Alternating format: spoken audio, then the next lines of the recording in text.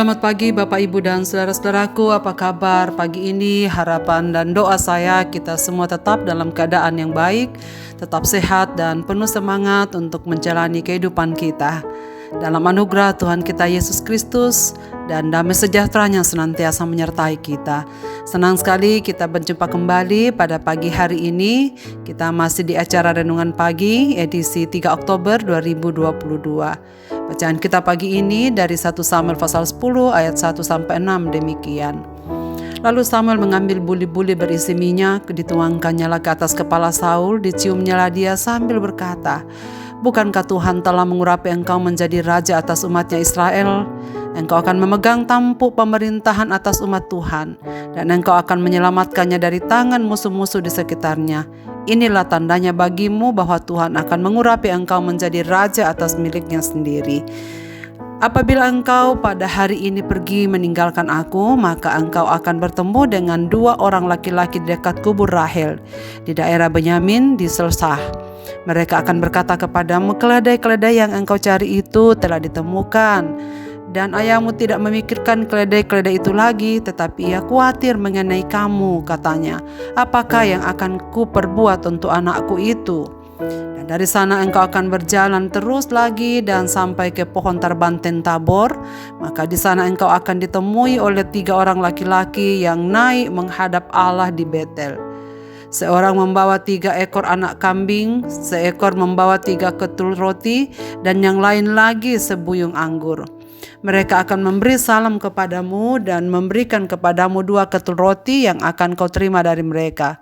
Sesudah itu engkau akan pergi ke sana, ke Gibea Allah, tempat kedudukan pasukan orang Filistin.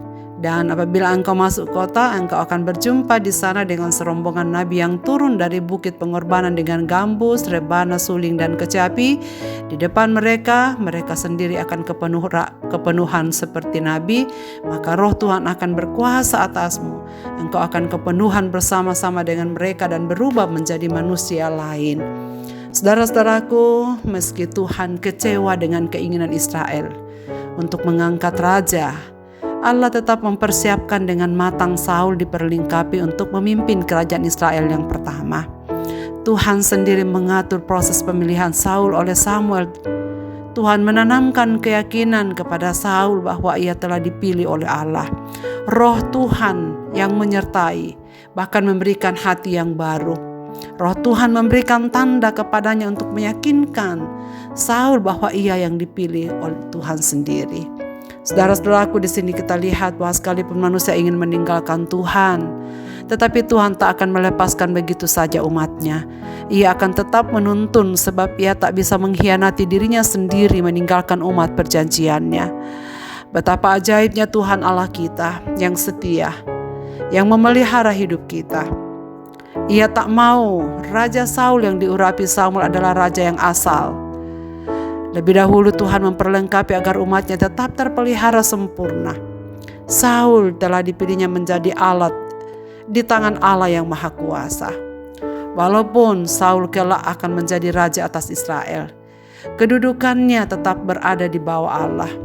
Saul diurapi oleh Allah untuk menjadi raja, artinya kekuasaan Saul berada di bawah kekuasaan Allah. Hal ini penting untuk diingat karena manusia cenderung ingin berkuasa tanpa batas, baik atas orang lain maupun atas dirinya sendiri. Pengangkatan Saul sebagai raja bukanlah semata-mata agar Saul dapat menikmati kedudukan dan kenyamanan hidup sebagai seorang raja.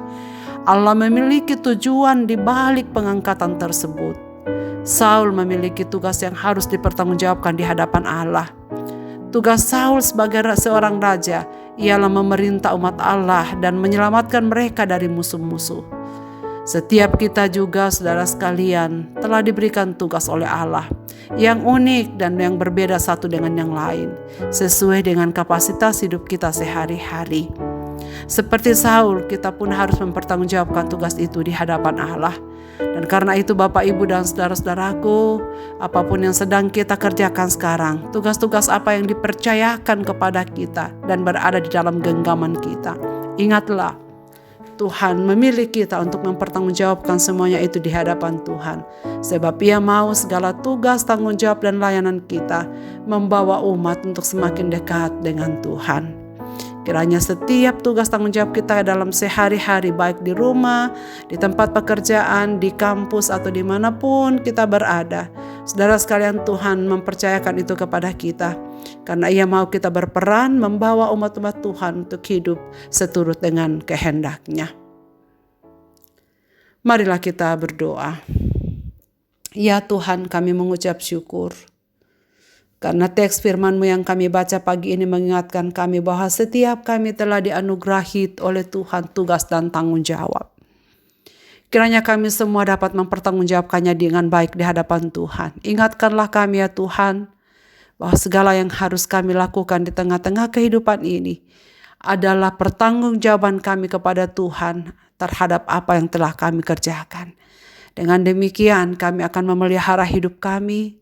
Kami akan tetap berusaha melakukan yang terbaik dari segala apa yang Tuhan percayakan kepada kami.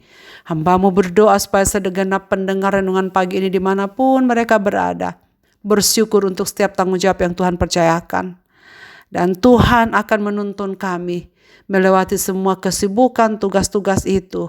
Dan Roh-Mu akan beserta kami, supaya kami mempertanggungjawabkan segala sesuatunya dengan baik di hadapan Tuhan, dan berjuang melakukan yang terbaik untuk hormat dan kemuliaan bagi nama-Mu. Karena itu ya Tuhan, sertailah kami sepanjang hari ini dan dalam minggu ini, supaya semua tugas dan tanggung jawab kami dapat lakukan dengan baik. Apapun keadaan umat-umat-Mu ini ya Tuhan, biarlah Engkau yang turun tangan memberkati hidup mereka, menyembuhkan mereka, menghiburkan mereka, dan memberikan jalan keluar dari setiap persoalan kehidupan mereka. Ke dalam tangan kasih-Mu Bapa, kami serahkan hidup ini. Di dalam dan demi nama Yesus Kristus Tuhan kami berdoa. Amin. Selamat beraktivitas Bapak, Ibu, dan saudara-saudaraku. Tuhan Yesus memberkati kita sekalian.